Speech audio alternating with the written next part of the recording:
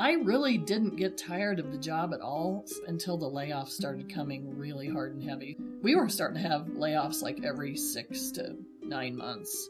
It's not fun to lay people off. I still remember this one time I had a team of 23 people. That's when I was the director of planning and integration, and I think I had to lay off like 9 of them. I just remember the day being choreographed. All right, I'm going to start with this person because, things start leaking out as soon as people start coming in, and, you try to reduce the stress level on people, but it's just hard. On that particular occasion, I remember that I made it through every day, or every meeting I had. Some people were relieved, some people were crying and, couldn't stop, and other people were angry. It was just all kinds of emotions. And then the very last step is you bring everybody who's left together, and, the whole survivor guilt thing. In a corporate world where all employees have great leaders with no egos that create fun cultures where people can do their best work, the employees and companies thrive while doing great things for the customers, themselves, and each other. Well, we know that rarely happens.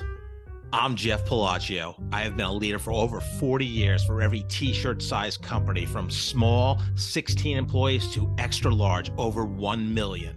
Please join me while I interview outstanding leaders that will share stories of great leadership and not so great. It will help you become a better leader while poking fun about all the crazy shit that happens in corporate America.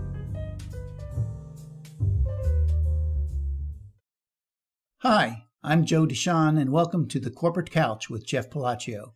Today's episode is brought to you by Palacio & Partners, providing turnkey podcast creation, hosting, production, promotion, and related creative resources for you and your business. Today, Jeff is interviewing Lori Wiles. Lori is a fractional chief marketing officer, speaker, trainer, and brand strategist with experience in startups, nonprofits, and Fortune 100 companies. Over her career, she has helped lead major brand and product launches across organizations, including Sprint, Blue Cross and Blue Shield of Kansas City, Cerner, Lockton, and GEHA. She earned a degree in journalism from the University of Kansas and is a former TV news director and anchor. As Vice President of Marketing at GEHA, Lori led the team behind the naming rights launch for GEHA Field at Arrowhead Stadium, including the organization's sponsorship of the Kansas City Chiefs and Patrick Mahomes, helping drive major increases in brand awareness and membership growth. You can learn more about Lori at loriwilescmo.com. Let's listen as Jeff talks to Lori. Lori, welcome to the Corporate Couch. It is the morning. Welcome to the Corporate Couch this morning, Lori. It is. It's morning my time and your time. Yes, you're coming from northern Colorado. I'm here in Kansas City. Yeah, great to have you on. We were before we started recording, we were chatting, and I think you're the first Sprint PCS work colleague that has appeared on the podcast. So congratulations on that. Sure, we're going to talk a little bit about that experience in a lot of different ways. Excited to talk to you. I see a lot of career similarities, and you've always been a kind person to me. We've commiserated over coffee many times during various job transitions, and always try to help each other. So that's always fun. So we'll talk about your career journey here and origin story. But Lori, even people that know you fairly well, what would surprise them about you? Oh, what would surprise them? I think probably one of the biggest things is that I'm actually not a natural extrovert. I've heard it called sometimes an ambivert, but it's someone who's outgoing with people they know. And I'm actually outgoing with people I don't know either, but I find it exhausting when I'm done. Right. And I think just, because of my background and the fact that I speak a lot and, used to be in broadcasting, people just think, oh, she just must be naturally outgoing, but I'm actually not. And it's something I've learned how to do. But you have to preserve your energy resources sometimes. A lot of networking, a lot of speaking, sometimes like wear me out a little bit. Yeah, I mean, just a lot of, for me, you go to a national sales meeting and you're constantly on, and it's during the day and you're presenting, and then it's the breaks and people are talking to you about work, and then it's the dinners and then after dinner drinks, and it's 12, 13 hours of being on, and I come home from those 3-day, 4-day events, and you're just like, oh, give me. I used to be on the international board for International Association of Business Communicators, and the conferences would always start like on a Saturday with the board meeting, and then a Sunday with some special interest group meetings, and then the conference kicks off like Sunday night, runs through Wednesday. And I can always remember that, I get there on a Friday night, and by Tuesday night, everybody's like, so should we do this dine around where we get to go meet new people? And I was like, if I have to meet one more new person, I might lose my mind. I kind of just need a pizza with friends tonight, So they're fun and they're a lot of work. But that's a common theme when I ask that question. People you would not think, or they have to force themselves to be extroverted, and I interviewed Bill Miller, the CEO of WellSky, 3,200 employee company here in Kansas City, and he goes, people would be surprised, but I'm the same way. I have a place I'm renovating. It's out in the country, and I was there for 2 days, and I didn't talk to anyone. But he goes, I loved it. Well, and I have this really interesting dynamic going on now because I split my time between Kansas City and Colorado. So in Colorado, I'm at 7,000 feet. I'm on top of a mountain. There's elk walking by and everything, and I don't see another person. And there's sometimes where I'm like, I haven't left the house in 6 days. It's like everything's remote. Right. And then I go to Kansas City, and it's just packed, back-to-back meetings and everything. And so I kind of I guess I just store up all my energy for that week. But it is a really nice balance, though. It's one of those things where sometimes it's just hard to have time to think and be strategic and think about how to grow your business and all those things. And that quiet time, I think, is important. So I'm blessed to have both. Yeah, no, I love that. Yeah, you need to do deep work, and you can't do it, with your phone on and getting text messages and looking at email, and so I totally agree with that. Lori, where'd you grow up, and what was fun for you growing up?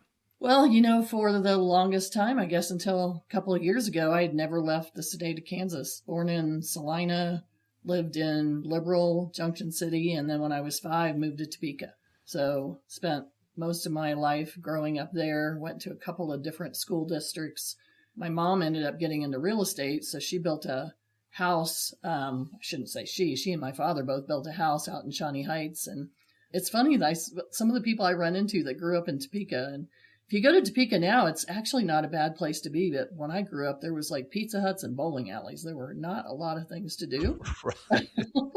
But, it was a good place to grow up. I'm sure a lot of people would kill to have, a nice family-oriented town like that to grow up in. Yeah, very nice. And the Kansas state capital, by the way. Oh, I know. Yeah. Mm-hmm. With their new copper dome, they've redone the copper dome, so it's actually copper colored now and not green. There you go. What was fun for you growing up? What you love doing? It's interesting. There's all these people now, since I live in Colorado, that are like, we need to go camping. And I'm like, I only camp under stars, and they're like hotel stars. And I think it's because growing up, we had a camper and a boat, and we would go to Lake Perry, Lake Shawnee. We'd spend a week down at Table Rock every year. And so I tell a lot of people, I never even flew on an airplane until I was 25 years old, because when you have a camper and a boat, you only go places that you can drive to. Right. So I just remember that being so fun. We'd start off when we were younger, we camped in tents. You'd wake up in the morning with bacon and eggs sizzling on a campfire like a real fire. And I look back on that now, and I'm like, that had to be so much work for my mom and dad to pack up our entire house, haul it all out to, a place where we pitch a tent. But those are really fun memories for me. That's probably the one thing that I appreciate the most. But I also got it out of my system. And now I feel like I can just camp on my front deck because I live up in the mountains. I don't have to camp. So, yeah. Yeah, love that. Did you have any aspirations when you were 12? Hey, when I'm a grown up, I'm going to be this? That it's interesting that you asked that, because my mom was a teacher and a librarian. And, I grew up in the 60s and 70s. And so I think back then, a lot of times women became teachers. And so that was kind of in the back of my mind as something that I wanted to do. And it's really ironic because I keep finding ways to bring that teacher mentality into my either careers that I've had or what I'm doing now. But I do remember going to KU with the plan to sign up to be a teacher. And like the week before I got there, I started thinking, is that going to be enough career ambition for me? Because, there's not really a ladder to climb if you're a teacher unless you want to go into administration. Right. And so at the absolute last minute, I switched to broadcast news.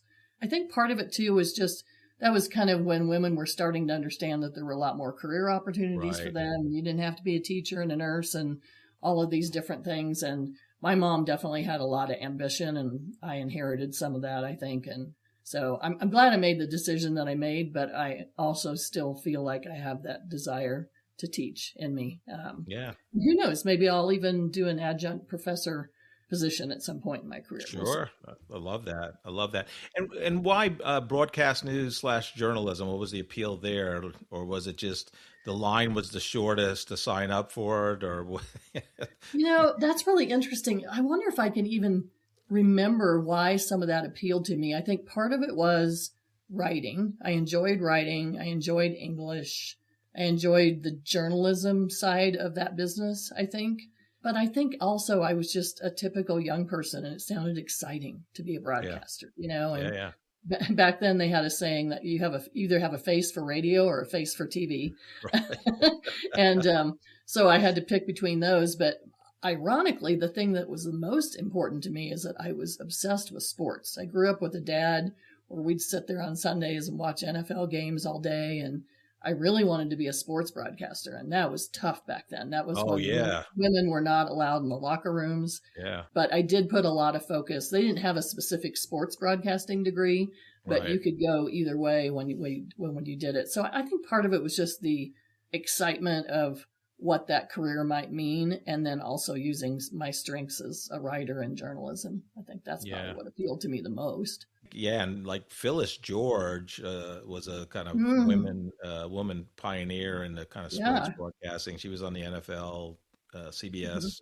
I forgot about her, but you're right. Yeah, I went to school with Kevin Harlan and a couple other people that, they ended up doing really well. And even in school, you had to know about 3 times what the guys knew for them to even take you seriously. And Right. And they knew a lot. They knew a lot for sure. Yeah.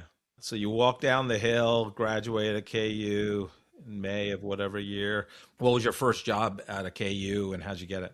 I should probably back up and tell you I actually graduated in 3 years, because back then they didn't charge you by the hour. They charged you by the semester. So you could take as many hours as you wanted. So I went to KU without a dime to my name. So I'm applying for scholarships. I'm taking all these part-time jobs.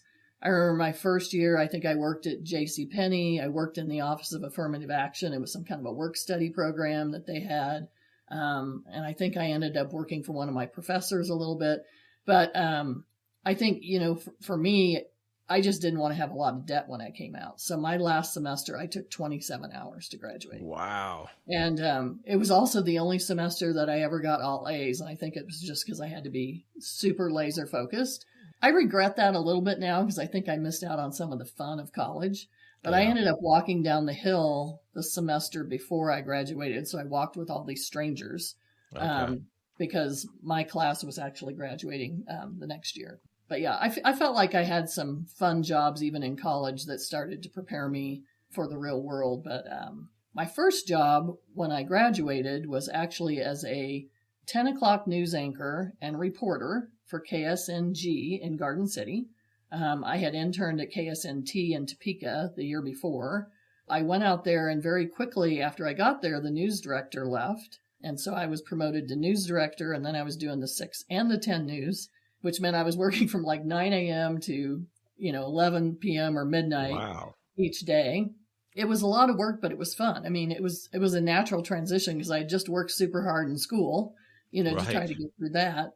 And then I still wanted that sports focus. So they let me do sports on Friday nights. I shouldn't say they let me. That was the way the Garden City system worked, is they did local sports on Friday nights. Otherwise, everything went to Wichita after the news. Right. But I decided to start a local newspaper while I was working in Holcomb, Kansas. So a lot of people know Holcomb was In Cold Blood, Truman Capote's book. Oh, right, right. And the Garden City Telegram did not cover the Holcomb sports. So they had no coverage of their local sports at all. So I decided to start that paper just because I wanted to cover the local sports. Wow. So I was, working on that nights and weekends and early mornings. And eventually I ended up just doing news director and 6 o'clock news. But while I was doing the 10 o'clock news, it was a lot of work, but it was a lot of fun. Yes. Yeah. So you're interning in college, and that's one thing. But I mean, like, you get a big job. Like, I mean, I know it's not an anchor like in a major metro area, but I mean, you're still like 22-ish. Yep. And I mean, what were your learnings there, and any fun, faux pas or mistakes you made on air or anything? So there were a lot of 22-year-olds that worked there, behind the cameras and the production rooms, all that kind of stuff. And so I still remember the first few times they lit me, I didn't have any teeth. Like the lights weren't shining, so it looked like I was an old lady with, no teeth. And so we were all kind of learning this together. Two of the most fun stories I have, one is there was a national story at the time. There was a lady named Nellie Babs, and she worked or owned a radio station called KTTL, Kansas Cattle, and it was based out of near Dodge City, I think. She was in trouble with the FCC because she had been broadcasting racist programming against, I think, people of color and Jewish people. I can't remember exactly what it was, wow. But, it takes a long time for that to get through the system. So anytime there was something new, we would have to go interview her. And I remember a lot of times we would draw straws because she was also a self-professed witch and would tell you that she was going to cast spells on you and everything. And, when you're 22 years old, that's kind of scary. You don't really know. But yeah, she ran this radio station and she left the front and back doors open and the cattle would just kind of roam through. And so she was my kind of claim to fame where we'd actually have something on the national news. Wow. Chased a lot of tornadoes out there. So got some B-roll. I remember NBC would pay you $500 if you got tornado footage. So that was a lot of money back then. Sure. And then one time we had a farmer who was really excited about harvesting because he was going to get a whole bunch of combines and line them up and choreograph them so that they would start at different intervals and it would look really cool from the air. So I went up in a helicopter for 2 hours and shot video of this orchestrated wheat harvest and then immediately landed and proceeded to throw up in the bathroom for about 4 hours because you don't shoot video from a moving helicopter. So, God. But it was fun. And I think the thing I enjoyed the most is because it was a small station, we did everything. We had to set up the interviews. We had to shoot the cameras ourselves. We had to take them out into the field. We edited them. We did the voiceovers. It's not like the large stations where everything kind of gets passed from person to person. It was a lot of fun when I did it. It was not an environment that I wanted to be in for a long period of time. So that's why I was only in it for 2 to 3 years. But it would be some great stories I can tell my grandchildren someday. Yeah, there you go. And what was the environment like that you knew you were going to move on at some point? Yeah, the things you don't learn in college are things like what is an environment like in corporate versus advertising versus nonprofit, kind of thing. And even in the small market that I was in, it was extremely competitive. So it was not a teamwork environment. People were kind of out to win, break that story. We also had an issue that the executive news director out of Wichita was actually having affairs with different people at different stations and bringing in his girlfriends. And so there just wasn't what I considered like a healthy environment long term. So I loved what I did. I just wanted to do it in an environment where it was much more focused on teamwork. And so you're there about 2-3 years. What'd you pivot to? I was able to sell the newspaper and decided I wanted to get back to a larger market. So I came back to Kansas City. I remember I actually interviewed for Stan Kramer's Call for Action. I don't know if you remember that. It was an investigative reporting out of Channel 5, I think, there. And even after the interview, I was like, can I really have a job where I stick a microphone in someone's face every day that can't stand me because I'm, doing this investigative reporting. So I ended up taking this job at Telecable Targeting, which was the advertising arm of a cable station in Kansas City. And I remember they were still on a dirt road. It was in southern Overland Park, which at that time was 119th Street. Right. I helped them write sales proposals. I did voiceover talent. That was really kind of my bridge jobs to try to use the experience that I had, but move into more of a marketing role. So I did that for a couple of years. We both worked at Sprint PCS together. I started in 95 and as employee 55, and you came a little bit later as employee 58. So Yes. talk about that experience for you. I think to this day, and in 1995 dollars, it was a $10 billion funded startup owned by Sprint, now T-Mobile 40%, and Cox, TCI, and Comcast Cable at 20% each for the other 60%. But talk about your, could we both shared that? What was kind of your take on the early days, and what was fun for you there? Well, I still look back at that as just the highlight of my career. I mean, I would do that all over again 10 times. I had spent 10 years in engineering before that, where I was the solo employee within a marketing department, and I didn't really have a lot of opportunity for growth or mentorship. And so when I applied for that job, I still remember I had to go back 5 times just to get in all the interviews because everybody was just running around like chickens with their heads cut off, right? And so half the time the interviews would be canceled. But Kathy Doyle running that markup? Yeah. She was the director of the team. And I remember that I asked once about a job description, and they were like, "It's whatever it takes to launch Sacramento by December." There really, there was it was a real cowboy aggressive environment, I guess, but in a fun way where everybody was aligned behind the same thing. Yeah. I felt like people really worked together well. There was a lot of creativity and thinking outside the box because it's this brand new launch.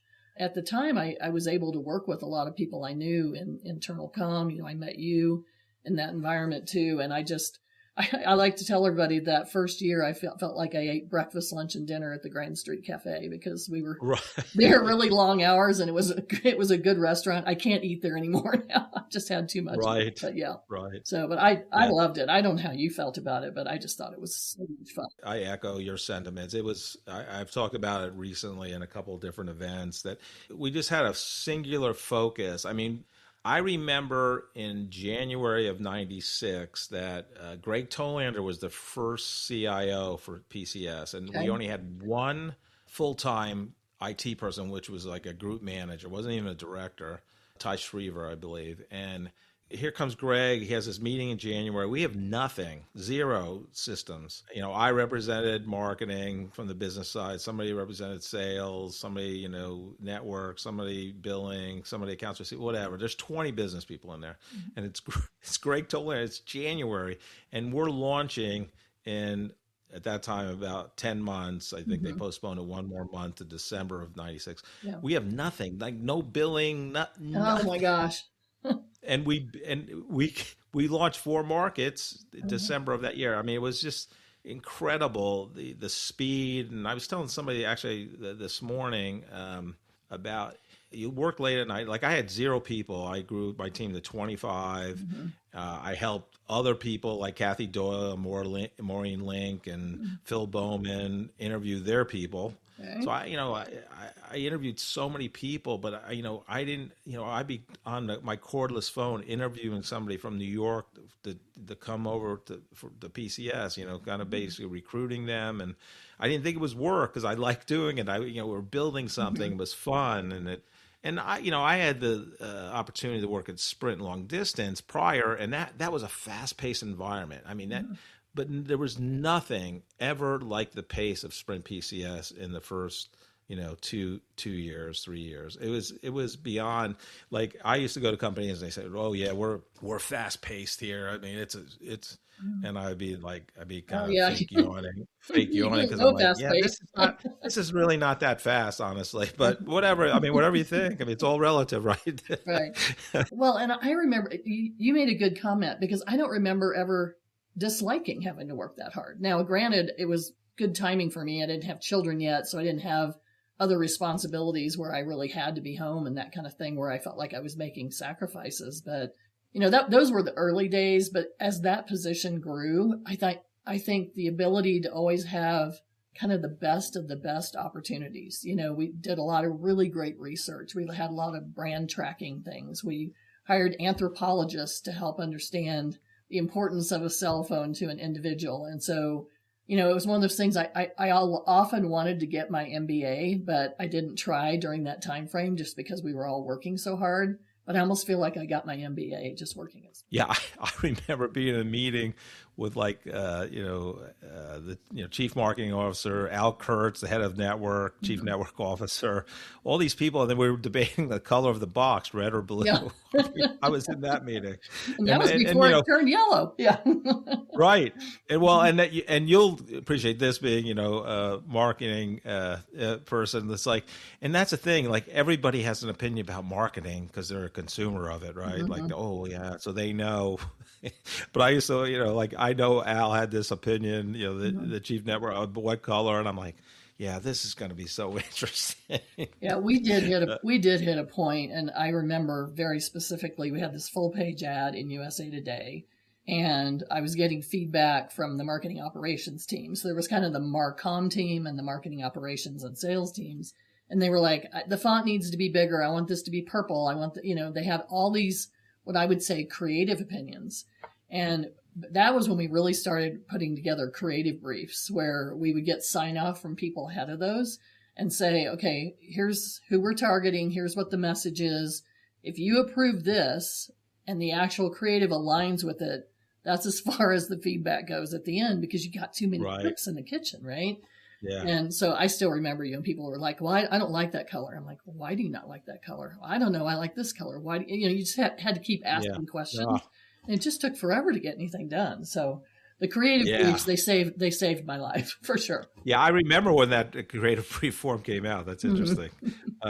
You lasted there a long time and you were there when the mothership Sprint bought the other 60% out of from the three cable companies.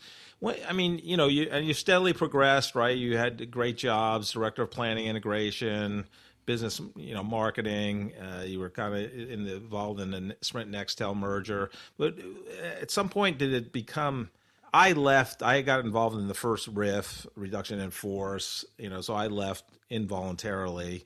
But it started not to become fun for me right before that. They brought all these outside people in that didn't experience the early days and how we built it, and it didn't seem to have the same, I'll say, passion for the business and what we were doing. But I'm just curious your take on that. And like I said, you lasted a lot longer than I did. I know. We were located kind of down around the Plaza area for such a long time, and I still remember when they were getting ready to move us to the Sprint campus in Overland Park. So many people were worried about the culture shift that would happen.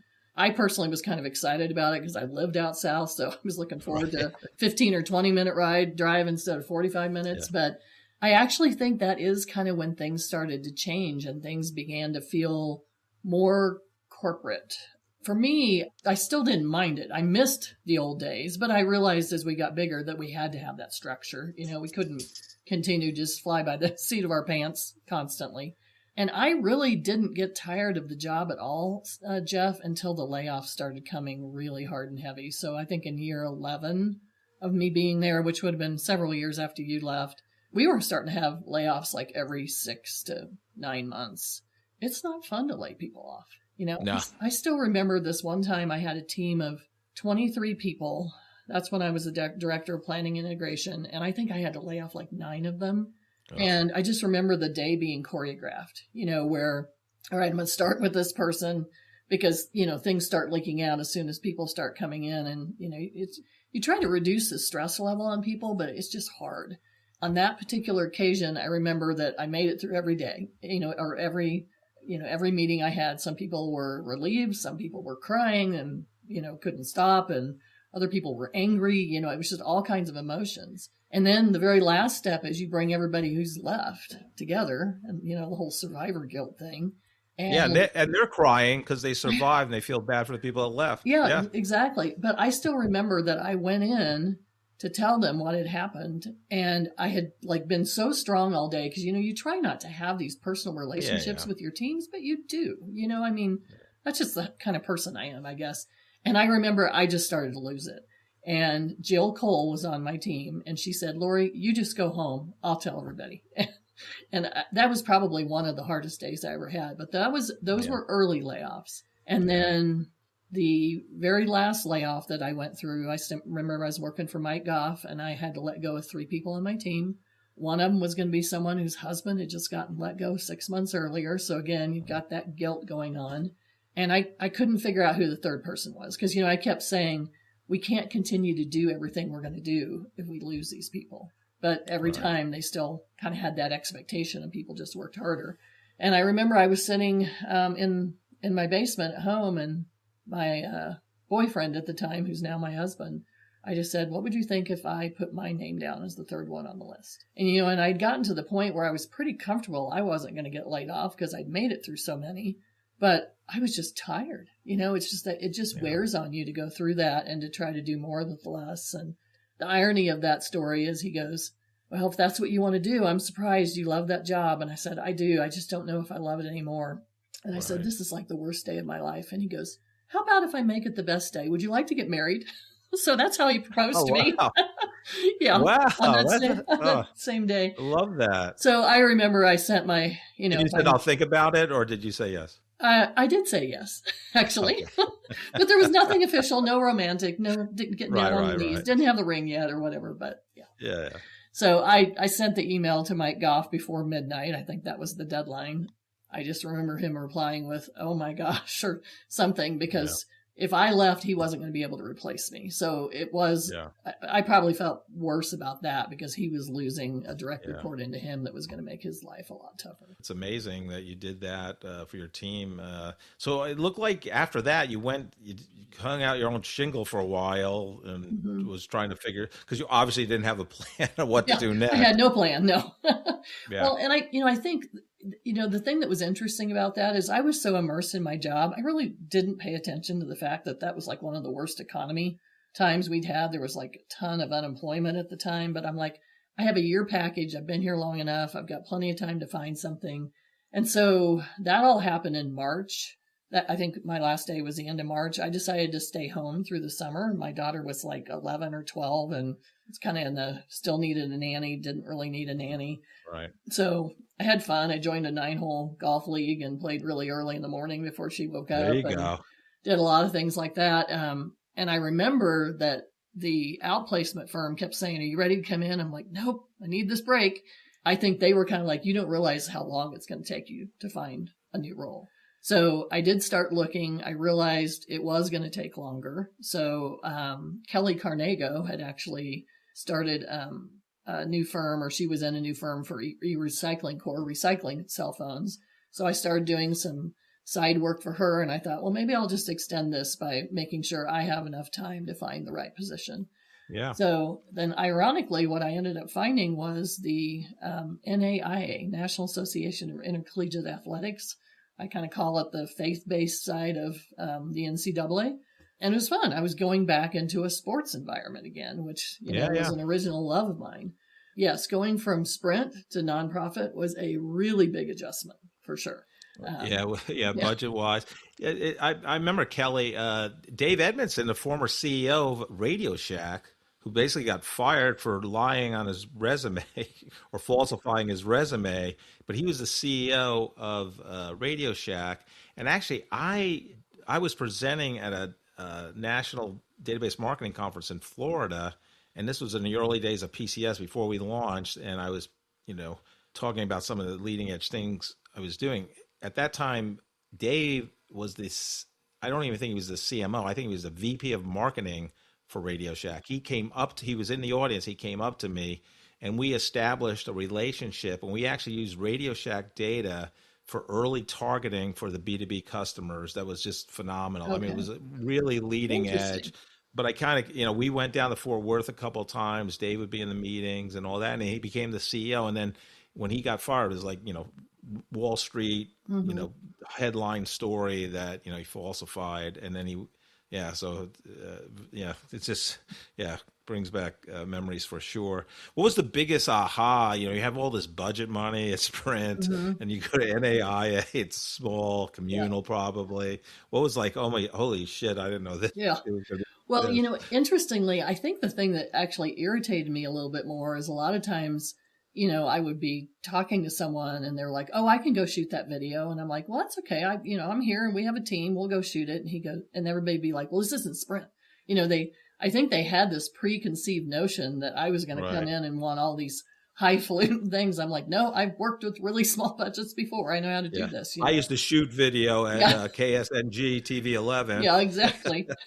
So, I think the biggest aha for me though was just, I learned so much about having a strategic approach to marketing when I was working at Sprint, that the ability to then transfer that into a completely different company, different environment, different culture, was not as difficult as I thought it would be, to be honest with you. I mean, it doesn't matter where you are. You have to understand your target audience demographically and psychographically. You have to know why you're better or different, and you have to have measurable objectives. And if you've got those three things, you are off to a much better start than a lot of organizations that just, execute marketing tactics and never really create that strategic foundation. A lot of things are about reps. The more reps you get, whether it's musical training, fitness, training for an athletic event or whatever it is, the better you are. And I think with Sprint, we got so many reps because of the speed and all that. So and we got great training in terms of this fundamental things that, if you came up through the Sprint culture, we thought it was second nature, but we'd bring it to another company. They go, "Wow, where did you learn this?" And we're like, "Well, that's just what we did." That's how we did it. I still think one of the hardest things is, if you think about like the marketing pyramid funnels, whatever shapes people are using, there's that trust, try, buy, repeat, and refer. And that no part is always so hard just to get awareness of a new product. I'm a coach right now for the SBDC, and all of these startup companies are like, how do I make people be aware of who I am? Well, that's one of the trickiest things to measure, because it's really expensive to measure awareness. You have to go out there and figure out that only 2 people out of 100 know who you are, repeat it again in a year and find out 8 people out of 100 know who you are, and it's growing. But those are not inexpensive things to have to do. And so to have the ability and the budgets to do, like what you said, almost what I call blue chip marketing. That really made a difference. And then later in my career, I just had to get creative on how to do a lot of those things because we didn't have those same budgets. Are you drowning in boring corporate communications? Palacio and Partners is here to rescue you. We transform internal podcasts from snooze fest to must-listen content that actually connects your team and strengthens your culture. Imagine podcast episodes that make your employees laugh while staying informed. Our founder, Jeff Palacio, doesn't just create podcasts. He creates conversations that break through the noise. Whether you're a growing startup or a massive corporation, we turn your company's story into audio gold. Leadership becomes human. Remote teams feel connected. Your message cuts through the clutter. Palacio and Partners, where corporate communications gets a fun makeover. Let's make your podcast work harder than your email inbox ever could. Jeff is happy to share his insights on podcasting with you. You can contact him via LinkedIn or schedule a Zoom call via the link in the episode description. After NAI, you work for some, blue chip logo companies, Blue Cross Blue Shield of Kansas City, Cerner for a bit, Lockton and GHA. Kind of what was your did you have a career path after that? Like, why'd you leave NAIA to go to Blue Cross? Yeah, so the NAIA position, I really enjoyed working there and was not in any hurry to leave, frankly. At the time, though, Blue Cross and Blue Shield was getting ready to launch their business to consumer product because they had always been a B2B company, but with the launch of the ACA or Obamacare, as most people knew it, they were going to go into that market. And they had made a decision that they wanted someone who did not have healthcare experience because they wanted to be sure that the marketing was a fresh approach, not just a typical healthcare approach. And so I went into that position not knowing anything about healthcare, but again, really enjoyed it. And I didn't really think about it until that time, but I had always had the opportunities in my career to go to places that were either launching Sprint PCS, pivoting, new products, changes, culture, something big was always going on.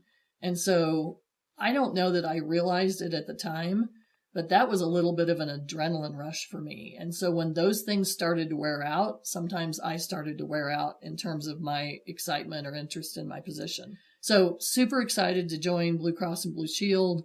We then we had I think 4 different marketing and communication functions across the group, ended up consolidating that under one, and I was leading that team. And then I did decide to go to Cerner. I was approached to help them build a brand in Kansas City. And I don't know if you remember back then, but Cerner didn't have a great reputation. They had a lot of stories about emails that would fly around about the parking lots being empty at 8 p.m. and that kind of thing. So went in, put together a plan, found out 4 months into the job that there was no budget to execute it. So ended up working on their brand team for a while. And so really wanted to get back into more of a leadership position. Lockton was my next stop. Loved that company. Again, they were going through a change where they're getting ready to rebrand the company both nationally and globally. So they kind of had 2 different brands, one in the U.S., one outside the U.S. Worked on the benefits side, which was the HR team, and worked with super smart people, really smart women. It's always nice to have women mentors, as you're going through your career in those leadership roles. I was actually just talking to a guy who was the head of the legal team there, Ed Fensholt, and he's retired now. And he sent me this really nice text the other day that said that working with me was one of the great joys of his life. And I'm like, that is so nice. And I feel exactly the same way. But that's how I felt about that company. I really enjoyed it. We had some consolidation and some rearrangement of teams. And again, I was kind of looking for that next opportunity. And I would say the GEHA position was probably the one I was the most hesitant to interview for because they weren't going through big change. There was not a lot of new things that were happening. It was also the first time I'd ever been approached by a recruiter where I hadn't had a way to get my foot in the door because someone had introduced me. So that was kind of an interesting concept. Frankly, I didn't even know GHA was headquartered in Kansas City at the time. And I was in healthcare, right?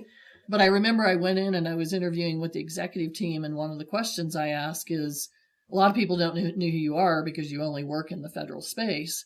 But tell me why you're better than Blue Cross or United Healthcare or one of the commercial carriers that also sells to federal employees. And they didn't really have an answer. And it wasn't because they lacked answers. It was because they had 90 answers. And so okay, there is some work to do here. We can really fine tune this, make sure we understand what's that one thing, what are our key messages, what are our proof points.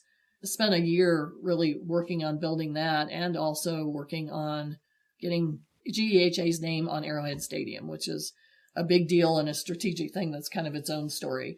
But yeah, I feel like I've just been blessed to always be able to step into these opportunities where there's a lot of change going on and realizing that that's kind of what really drives me and gets me excited to move things forward. Yeah, I always thought it was interesting because I was the same way. I had no idea who GHA was. Mm-hmm. And I always thought it was odd that, they got the naming rights to the field at Arrowhead Stadium. And it's an unbelievable contract because, it's always mentioned. Mm-hmm.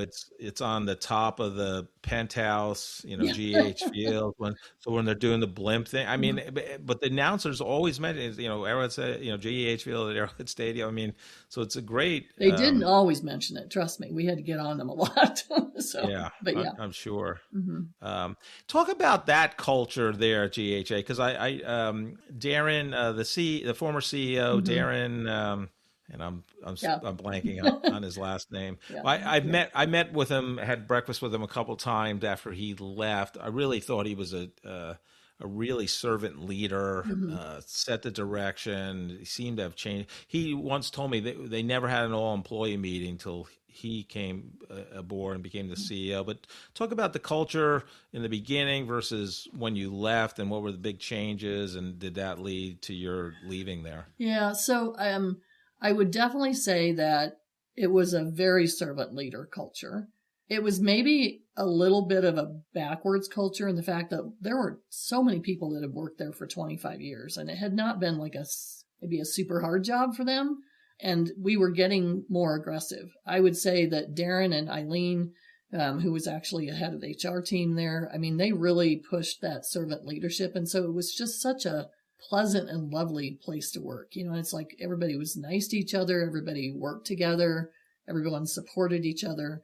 I think the trick for me was I started interviewing for that job before COVID hit, and I ended up getting the job after everyone had been sent home. So I have this new team of 28 people that I have never met in person, and that the only way I'm going to meet them is online. And then they made a decision after that to go ahead and stay remote. I don't know. I just always have this desire to connect with my employees and understand who they are as people and not just as, workers on a team. And so on the very first holiday I was there, I'm trying to remember when I started. I think it was like in May or June.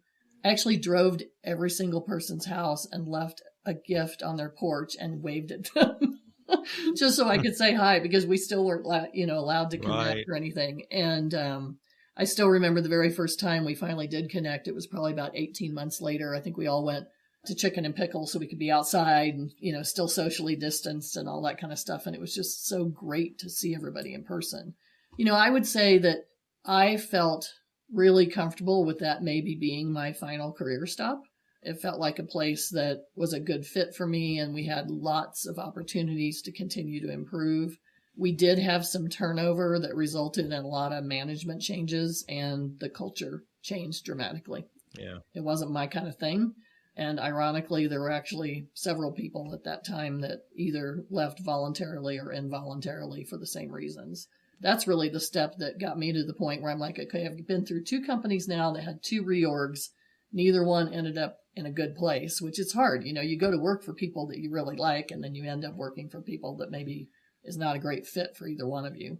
And that's when I decided to start my own thing. I'm like, okay, 2 in a row. I don't want to make it 3. What were some of the best cultures you worked for in terms of the companies during your career?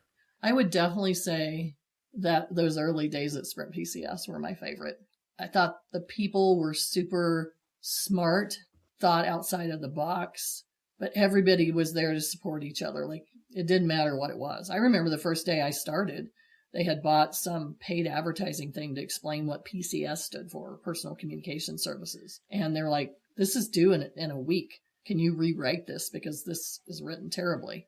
And I had to go to all these different people because I was still learning what PCS was. I'd only been there 5 days. And everybody was just like so helpful. They're like, I know you have to get this done. And I don't know, everybody just pitched in. And I know that's not going to work as a company gets older, larger, but I really enjoyed it. And then I would say Lockton was another one of my really favorite places. Super smart people. I love surrounding myself with people that you can just attach yourself to them as a mentor because they're brilliant and you can learn from them and everything gets better. I mean, I even remember in my later days at Sprint, Mike Goff being my boss, and he was such a great people manager. I probably learned more from him than anyone. I remember one time, and I think this comes from my broadcasting degree, but I was having my performance review and, I always ask for constructive feedback. And he said, Lori, I know when we go into a meeting and we're talking about a problem, I know you know the solution, like in the first 5 minutes, but don't say it. He goes, because when you say it, nobody else gets to participate because then the problem's solved and we move on. And so, Right. and I realized, I'm like, wow, I do that. I didn't really think about it. And so he was one of the people that really helped me learn that even if I think I have it figured out, let other people talk and you'll end up with even a solution. Yeah, that's great advice. Yeah. Mm-hmm. Actually, Mike has been the only guest that I worked for directly on the podcast. Oh, really? Oh. Yeah. I obviously hated everyone else I worked with. That's not Did true. you enjoy having him as a supervisor? Yeah, I mean, it was brief. He lost his senior VP of data insights at United Way, Greater Kansas City, That's when right. he was the chief marketing and philanthropy officer. Mm-hmm. So I, like you, I started December of 2019, and they riffed, about 20% of the full-time employees in August of 2020 because of COVID. So Yes. I had a brief stint working for Mike, but we had fun the 8 months I was there. But yeah, and it was weird because, March, whatever it was, the 18th, we worked from home. So I was only technically in the office for about 3 months. I mean, it was a crazy ride for Yes, sure. it was. Yeah. And you don't have to answer this question, but what was the worst culture you worked for? The engineering firms were not fun for me because I was a woman in a manager position at a largely all male population. but I wouldn't say it was a toxic culture anyway. So to me, it was not an opportunity culture for me. I would say the kind of the end of the GHA years with all the management changes. And then, I should probably back up. Cerner was a nightmare. I hate to say that to people who've worked for Cerner for their long careers, because I think some people have had some great experiences there. But I worked in a department that you never knew what was going to happen each day when you showed up, and maybe didn't treat people with this amount of respect that I thought people should be treated with. That would not have been a good long-term fit for me.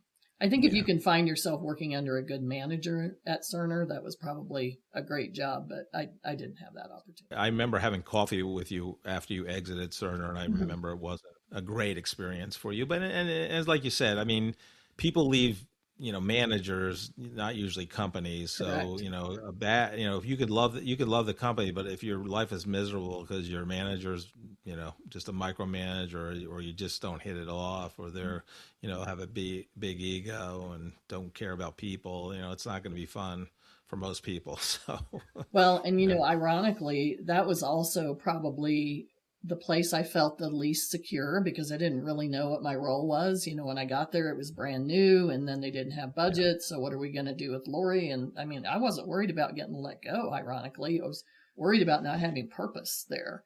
Right. And I tell my husband all the time, I lost 20 pounds when I worked there, just from the stress, I think, of not having direction or purpose. I think those are super important in life. Yeah. I worry about that when we all get to the point where we want to retire too, Jeff. What becomes our purpose then, right?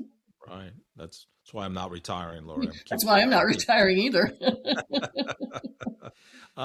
So after GHA, was it always, were you thinking about getting another W-2 job, or you just said, I think it's about time for me to help companies, where I bring my fractional CMO skills and help them succeed from a marketing perspective? So I had a runway again. So I had some time to figure out what I wanted to do. And I did start off kind of looking at other healthcare type focused opportunities, but also starting to noodle on this idea of doing my own thing. I've never worked for an agency before, and that was a little bit of a disadvantage for me, because even though I was setting myself up as a fractional CMO, just that whole billable hour structure that you learn when you work in an agency was, a step that I was going to have to learn. And I was probably looking at doing both for about 4 months. And then I got to the point where I'm like, look, I got to pick a path. You know what it's like when you try to put all your energy into two things and then you don't do either one very well. So I did make the decision to put all of my energy into the new position.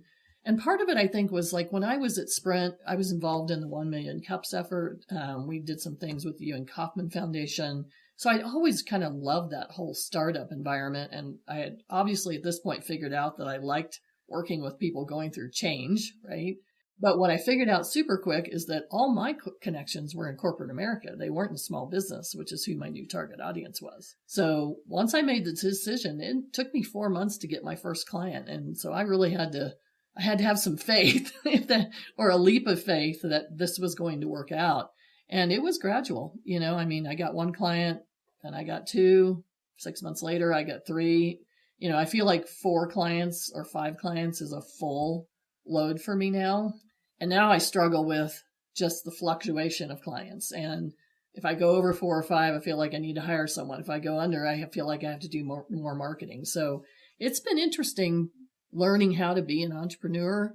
But again, it was in the genes of my family. Both my mom and dad were entrepreneurs. My brother has owned his own financial planning firm for 25 years. It was just a matter of me learning how to do it. What was the biggest surprise for you? I mean, I know you went on your own after a Sprint for a brief time, but was it any big ahas? A lot of people on their own go, the business development side's, brand new. I never had to do that. But what was it for you? The biggest aha was definitely me thinking that I had so many connections in Kansas City and realizing they weren't the right ones. Right. I had to shift my focus. It wasn't just coffees with old corporate colleagues anymore. It had to be networking events with small businesses. One of the things that works really well for me now is speaking, where I can speak at a conference on the importance of building strategy. And I also now niche in helping people figure out how to use AI in the right way to assist with marketing. So, everybody kept telling me I had to niche into an industry, which I really didn't want to do. I mean, I have colleagues that all they do is do marketing for veterinary clinics. I would find that so boring. I need the difference in the industries, but I did have to figure out how to niche. And so now my niche is focused on strategy and this AI forward approach, because it is hard to target when you're just using a shotgun approach. And then I think the second one was just, learning how to run my business efficiently and effectively.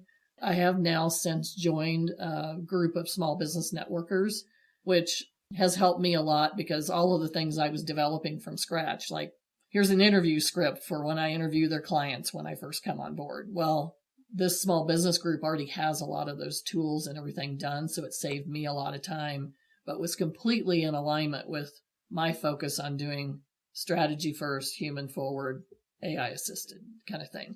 If I had tried to get into an environment where it was maybe an agency or somebody who was trying to teach me that wanted to do tactics before strategy, none of that would have worked out. So again, you run into things that help you grow in your career and grow in your business, and they come along at the right time. Some people call that fate. Some people call it fate. I just consider it continuing to learn. I can tell you, though, that it's given me new energy starting this business, because I feel like I do have so much to learn, particularly with the onslaught of AI and all of these things about, it gives me energy to want to continue to niche and teach. And, this is where the teaching piece of me has come back in with the speaking. Yeah, I love that. So talk about your ideal customer profile. Who are the companies you're there to help? Yeah, I think I almost care more about them psychographically than demographically. I think demographically, it's typically people who, have revenue between 1 and 50 million. A lot of times they're founder led. I love working with the CEO directly if I can. But psychographically, they're people who have tried to do marketing and it didn't work. And the didn't work can be for a variety of reasons. They may have hired an ad agency that sold them what they did best and not necessarily what they needed. It could be that they brought on a freelancer who did one thing really well, like graphic design, but there was no strategy.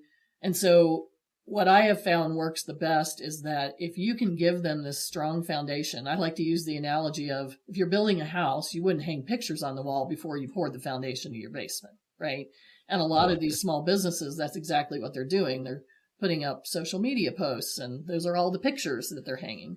But when they have that strategic base and they understand who their ideal client profile is, and they understand then how to go attack it, I also try to educate them on marketing so they don't feel like it's this black box that they don't understand. If I do a good job and I do the strategy piece and I build them this private AI tool that will help them accelerate it, then I kind of work myself out of that job, because that's really what I'm there to do, is that anywhere from 12 to 18-month engagement. Oh, I love that. And I love the education part, because I think the fractional CFO space is the most kind of best understood, because yes, they know mostly everyone. You could be a publicly traded company, which is a little different, but a CFO is a CFO. Marketing's a little more vague, because you think of so many different things with marketing. So I really think that's so important that they do understand marketing, and again, building the foundation from a strategic, level that you're doing, I think is just a spot on approach. Talk about the AI, how you kind of evolved to using it, and what are your biggest ahas have been in terms of using AI to help your clients? Well, first of all, I have to tell you that I'm just like everybody else. When it first came out, I'm like, I'm not using AI. I can write. I don't need a robot writing for me, kind of thing. But then, 6 months later, I quickly realized, man, I'm getting on this train, or this train's leaving without me, And so really what I have figured out is that I think AI does two things really well. I think it is a great brainstorm partner, and I think it's a great data cruncher. And so I try to use it for both of those things, but I don't use it typically at all until I understand what the strategy is. And by the way, it can help you build your strategy. It can go out and tell you more about these ideal client profiles that you're looking at.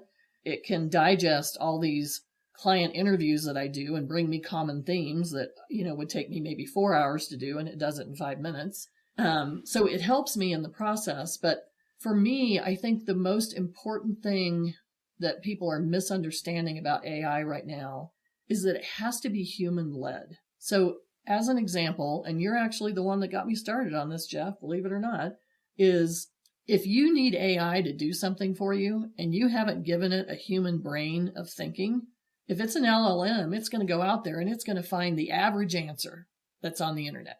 Well, nobody wants to be average. None of my clients want to be average. You and I don't want to be average, right? And so what I have figured out how to do is that I have actually built this private tool where I train the brain of it, is what I call it, all about that company. We talk about positioning statements, ideal client profiles. What does their customer journey look like? And then that way, any AI assisted input is coming to you from something that was led by strategy and led by a human brain. So these podcasts that you're doing, this is when this occurred to me, is when you and I were talking about doing this for one of my clients, right? Is that if I can sit down once a month with a client and interview them on a topic, preferably on video like this, because video is such a great asset in the marketing world these days, you've just got somebody to dump all their thought leadership out onto a transcript, right? Now you can take that transcript and feed it into an AI tool that is trained on your company. I wouldn't just feed it into any of them. Right. And in one case, I had an IT technology partner where, after this interview we did, which by the way was a fake podcast, we never published it as a podcast. We just created it like one. All of a sudden I have LinkedIn clips. I have LinkedIn posts to go with those clips. I've got white papers. I've got case studies, because one of the questions was always about a client. I've got an email that you could send out monthly, and so I feel like there are a lot of opportunities with AI, but it's still like the old data fields that you used to talk about, garbage in, garbage out, right? Right. So if you feed AI garbage, you will get garbage.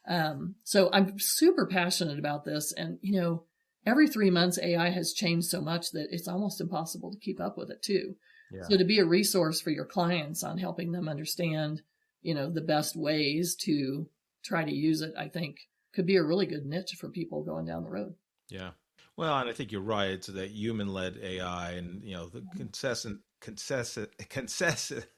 the aggregate opinion, the consensus out there, because I can't say that word, the other word today, is AI is not going to replace your job unless you're doing like clerical work that they can data crunch or put stuff out. But your job's going to be replaced by people that embrace AI to make their job easier and to make processes better and to make more money for companies or save more money. That's what you have to.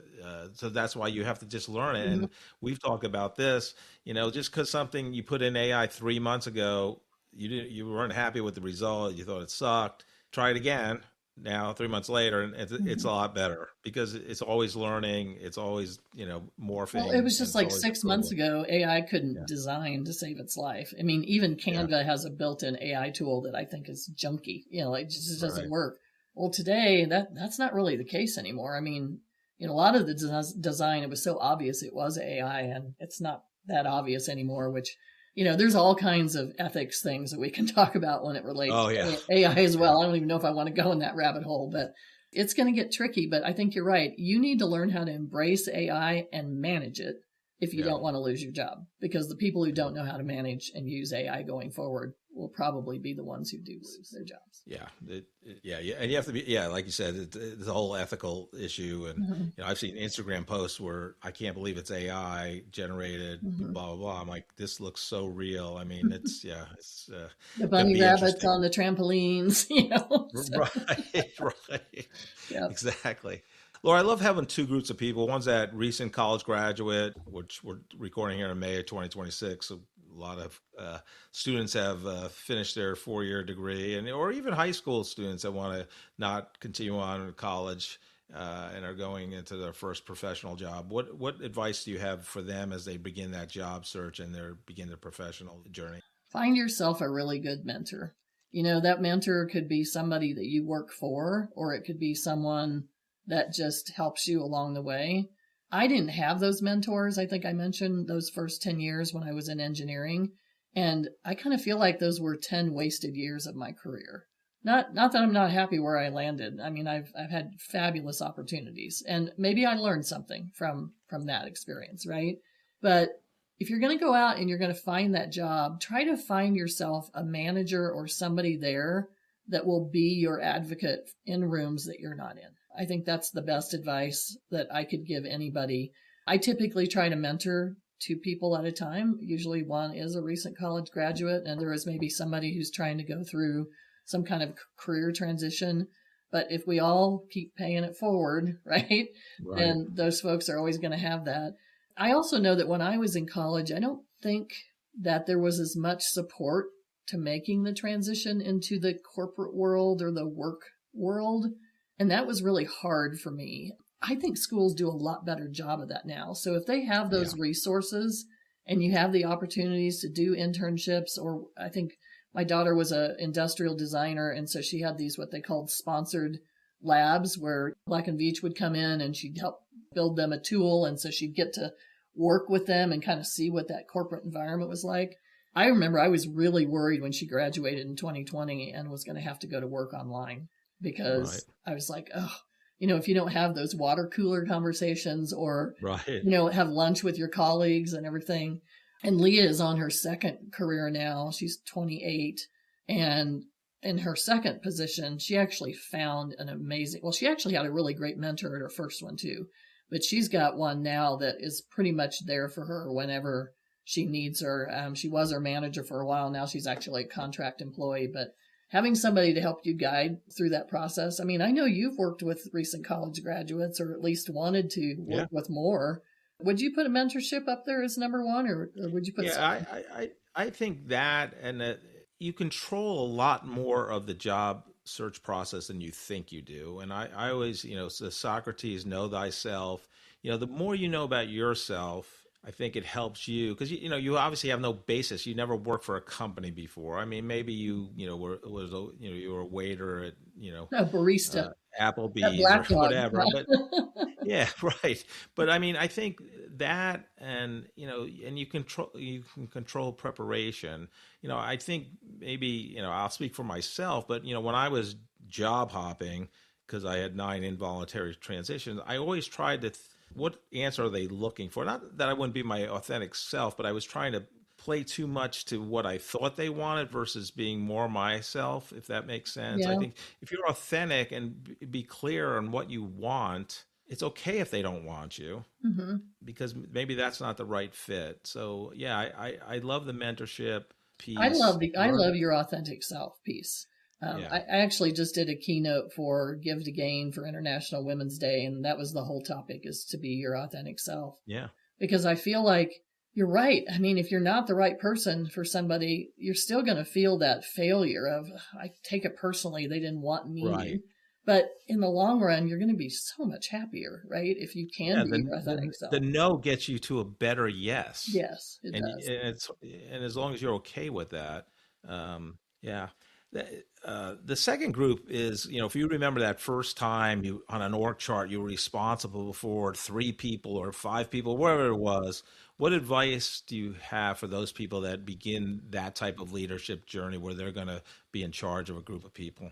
One of the things I would recommend is, if the place that you work at has opportunities to teach you how to be a better manager, grab them. I know when I was at GEHA, we were allowed to nominate people that could go through what I would call people manager training before they were people managers. And typically, sometimes the best way to start is to let them manage interns so that they get some practice doing it for short windows of time.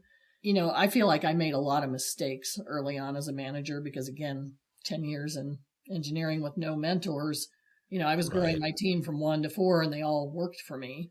And I think you have to kind of figure out your own path as well. The one thing that I still do that people coach you against all the time is I become friends with my employees, and that makes it really hard when you got to let them go. But to me, it's worth it. It's worth it for me to understand them as human beings as well as workers. But it was a problem for me early in my career because sometimes if you do that with the wrong person, they take advantage of it. I don't know. I guess it would be that training, and then also, watch other managers and find what you like in them. I mean, I think I've told you Mike Goff was one of my favorite people managers, and I learned some things from him that I still do today when I manage people. Lori, thank you so much for coming on the Corporate Couch today. I've always loved your willingness to help others, and I love your servant leadership mentality. And I'm glad we met back in 1996. And we'll still have coffee when we're old and retired, right? There we go. Whenever that is. Yeah, it might not be. It's not going to be soon, I don't think, for either one of us. So, thanks again. All right, thank you, Jeff.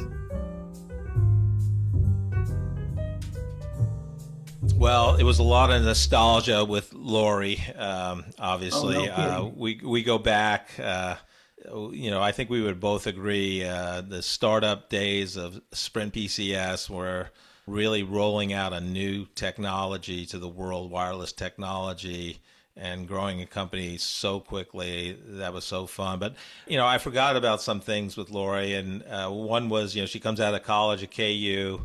A fantastic story of her senior year, I think last semester, had 27 credit hours to graduate early because I cannot imagine that. I can't either. Plus, and it was strategic because it wasn't like you paid a certain amount per semester. You paid per credit hour or something like that. I don't know. It was some kind of economic deal too. So that was funny. She finally got her number pulled after Sprint bought back Sprint PCS from the 60% ownership of 3 cable companies, and all the reductions in force she went through. Finally, she got her number called. Well, no, she didn't get her number called.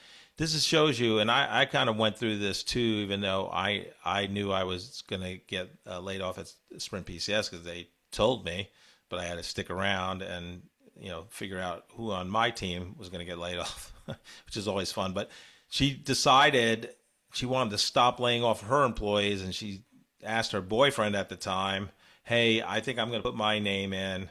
What do you think?" And he goes, "Yeah, I think that's a great idea." And he goes, "Let's make this day a better one.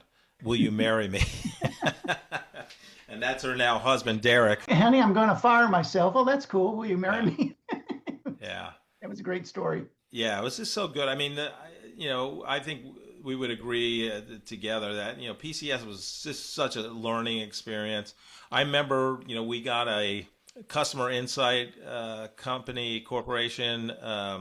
They had this parallel processing, basically PC-based system of a marketing database. And we had all the data, including months of call detail records under your desk. On my desk or under it or something. Yes. Yeah. That right there was when I learned with the compression of data that we had at the time, that I could literally take the entire marketing database and walk out of the office with it in my shirt pocket. Yeah. On a tape backup. Yeah. And of course now you can walk out of the office with it on your thumb drive. Right. Yeah. But yeah. The other thing about Lori I was real impressed with, obviously there's a lot of local kind of iconic companies that, some no longer exist. Including Sprint, right? It's now T-Mobile, but it's not headquartered here. Cerner was an iconic company. She worked there. Now, after Oracle bought them, they just laid off a couple months ago, 30,000 people at 6 a.m. with an email signed by the Oracle senior leadership team. That's really personal. Mm-hmm. She did work for Lockton also. Lockton's still going strong, one of the strongest, best insurance companies in the U.S. But what I enjoyed her talking about, AI and what she's doing in that as a chief marketing officer. Like, you have to be, I think she says like human led and, AI driven. So, start with the strategy first, build the foundation first and then have AI support it. But without a good strategy, AI is nothing. It was a trip down memory lane for both of us because I was there all the time that you were working with Lori. I was there too, working early on with the history of Sprint PCS. Everybody did everything. There wasn't there wasn't a distribution of responsibility as much as you'd go to a meeting and somebody said, "Hey, we need somebody to do thus and so," and they just look around the room until somebody raised their hand and they did it. I remember so many meetings like that. Yeah. And I got my fingers in a lot of spaces that I never thought that I would ever do. Something personal with me was I was earning my MBA at the same time. Right. And so I was taking those experiences and taking them into my MBA classes at Rockcoast and talking about it. It was just an interesting experience, and it was fun to go down memory lane with Lori. It's funny that even though we associate in our mind a lot of what was happening at Sprint to involuntary rifts and layoffs and things like that, but at the same time, we say, but that was the culture that we remember and admire the most. Yeah. And we've been in a lot of other situations where it wasn't so much. So loved going down memory lane with Lori. Thought it was a blast. Thought it was a really interesting interview. Yeah. And I'll say two things. One about culture. I love that. I think about the culture too, because in startups, if you really have, the passion for whatever you're trying to build, because we had nothing. I mean, we're just, I was employee 55. Joe, I think you were my first hire. Yeah, I was your first hire. We didn't have a product. Right. We didn't know. We didn't even know exactly what we were going to sell. Nothing. We had nothing. But I think it's so passionate because if you can tell people they're going to be part of something bigger than themselves, it builds a culture itself, right? Mm-hmm. And that's the magic pill that keep the culture the same, because once you start growing, it's not the same, and you start bringing in people that weren't there in the early days when you had nothing, and we're getting lunch brought in every day because we were a $10 billion startup. Had lunch brought in. We had fresh fruit brought in once a week, so they had bananas and apples and things like that. Yeah. It was great. Loved it. Yeah, and speaking about food, she also had a great reminder because she used to bring food into meetings. And remember all the best meetings we were in? People brought food. We wanted to go to those persons' meetings because we were going to get food. I remembered those meetings. And a lot of times I was thinking, why am I in this meeting? Oh, yeah, that's right, because there's bagels. Exactly. Yeah. All right, Joe. As per the usual, we were usually recording these on a Friday. Found a tough week. Make me laugh, please. Hey, a Roman walked into a bar, and he looked at the bartender and held up 2 fingers. So the bartender gave him 5 beers. Thank you so much for listening to this episode of The Corporate Couch. If you enjoy the podcast, I would love for you to take 2 minutes out of your day to rate us 5 stars and write a review. Please join me next week to learn from another great leader sharing their professional journey and insights.